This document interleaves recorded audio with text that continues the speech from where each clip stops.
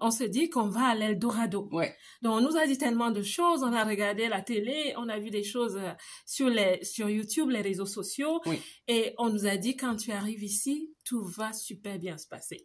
Ceci est facile et ça est facile. Et quand tu débarques, je dis souvent qu'on atterrit en se cassant les jambes, mais en même temps, tu dois courir. Alors, ça a commencé. C'était le trouble total à l'intérieur de moi. J'ai perdu mon identité. J'étais confuse au niveau de mon identité. Où est-ce que je suis? La culture. C'était des chocs vraiment au niveau psychologique. Qu'est-ce que je deviens? Au niveau climatique, mes cheveux, ma peau se desquamait, mes cheveux tombaient. Vraiment, le roller coaster, comme on dit, les montagnes russes. À peine je me dis, je dois m'arrêter pour comprendre, mais je me rends aussi compte qu'il me faut mon pain sur la table. C'est ça. Donc, tu atterris, les jambes se cassent, mais tu dois courir. Alors, j'ai vécu tout ça. À un moment donné, je me suis dit, je ne peux plus essayer de réussir de façon intuitive. Ça veut dire que ce que je vois, je fais. Quand ça ne marche pas, je m'arrête. Voilà, les pleurs tout le temps. C'est vrai? Bien sûr. Parce que tu te dis, le dépaysement, j'ai laissé ma famille, j'ai laissé la bouffe qui m'a nourrie depuis la naissance, le climat, mes parents, ma famille, mes amis. Et tu n'avais personne quand tu es arrivée? Pourquoi tu as choisi les Pays-Bas? J'ai choisi les Pays-Bas parce que j'ai une amie qui y habite avec son copain, qui me dit que tout est merveilleux.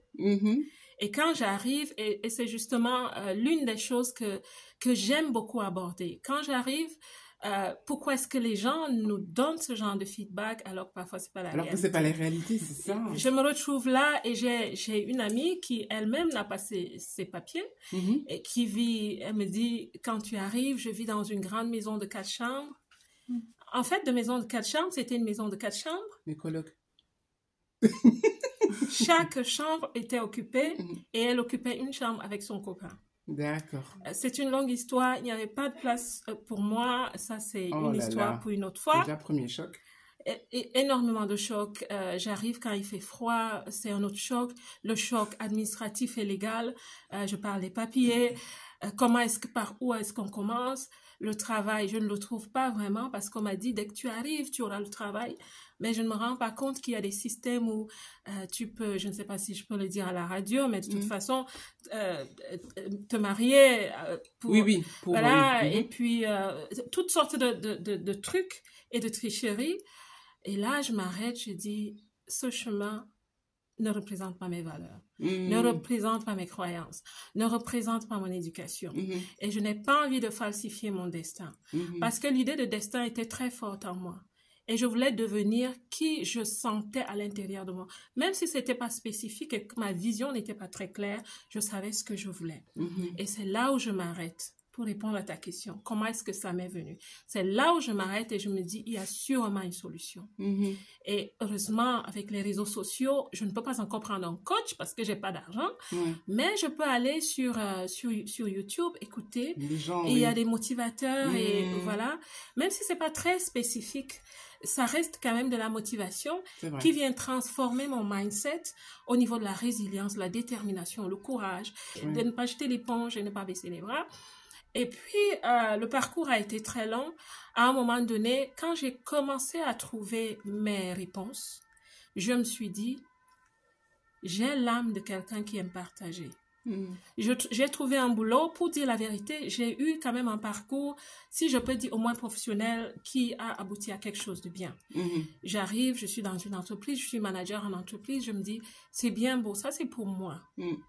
Mais j'ai ma sœur à gauche, ma sœur à droite. Elle vient de la Somalie, elle vient du Congo, elle vient de la Côte d'Ivoire, elle vient du Cameroun, elle vient de partout.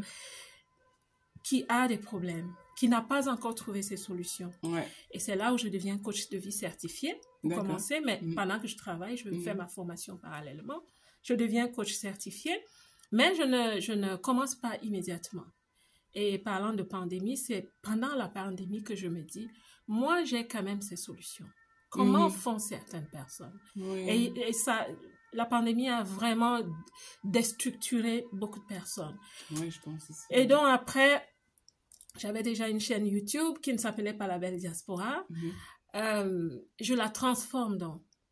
J'ai un concept qui me vient à l'esprit. Je dis, il faut que je m'arrête vraiment. J'ai de la structure en tant que coach. Je suis certifiée. J'ai beaucoup d'expérience personnelle. J'ai de la structure dans le développement personnel. Je vais m'arrêter et je vais renommer ma chaîne YouTube La Belle Diaspora. Et c'est comme ça que depuis lors, je motive la femme dans la diaspora. D'accord, ok, bah en tout cas je trouve que c'est super, mais surtout en plus ce qui est super génial, c'est que tu vas te retrouver sur Mara FM avec ta propre émission. Tout à fait, tout à fait, tout à fait, et franchement je bénis Mara FM d'avoir ouvert ce pan de voile pour que je puisse parler à la femme dans la diaspora sur une autre plateforme, d'une autre façon, et étant entourée d'une famille, une nouvelle famille pour moi.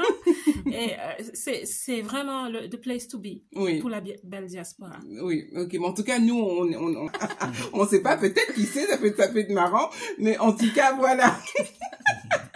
En tout cas, les gens pourront réagir, les gens pourront appeler et on vous annoncera à partir de quand donc l'émission va commencer, qui va s'appeler Les femmes prennent l'arène. Voilà, les femmes prennent l'arène. Mais en tout cas, entre-temps, vous pouvez toujours aller sur sa chaîne YouTube qui s'appelle La Belle Diaspora. Tout à fait. Donc, il y a plein de petites vidéos, plein de petits conseils, etc., etc. Et voilà, et je pense que c'est super important. Et tu parles vraiment de tous les sujets, en fait, qu'une femme peut vivre, en tout cas ici en Europe, quoi. Tout à fait. D'abord, l'état d'esprit qui nous aide à réussir loin de chez nous.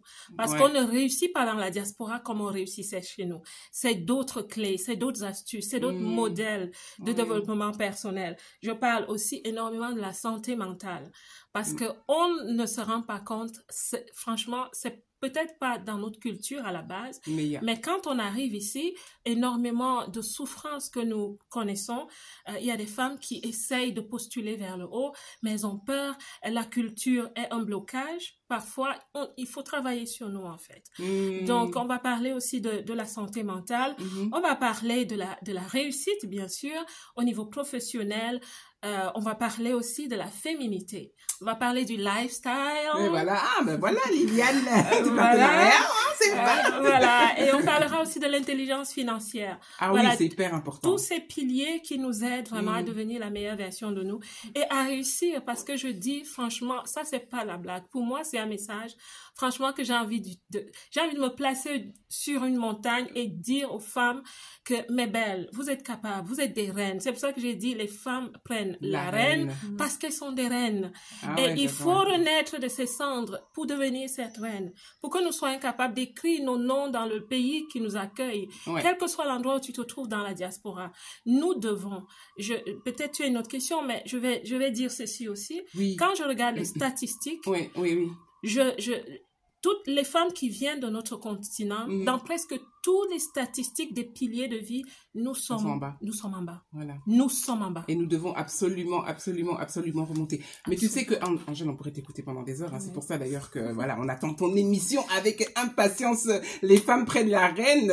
Et vraiment, je te remercie vraiment de nous avoir donné un petit teaser, en tout cas, de l'émission. Mais en tout cas... Mais en tout cas, voilà, c'est vraiment super gentil d'être venu, parce que voilà, qui arrivent et qui ont besoin de se voir comme des reines et de prendre la reine. Exactement. Voilà, reine de leur vie, la reine du pays qui les accueille, la reine même du pays d'origine. On doit écrire nos noms partout, mes belles. Voilà, en tout cas, un très très bon message de fin. Je vous remercie vraiment d'être venu, d'être passé à la radio Mara FM. J'espère que vous avez aimé l'expérience.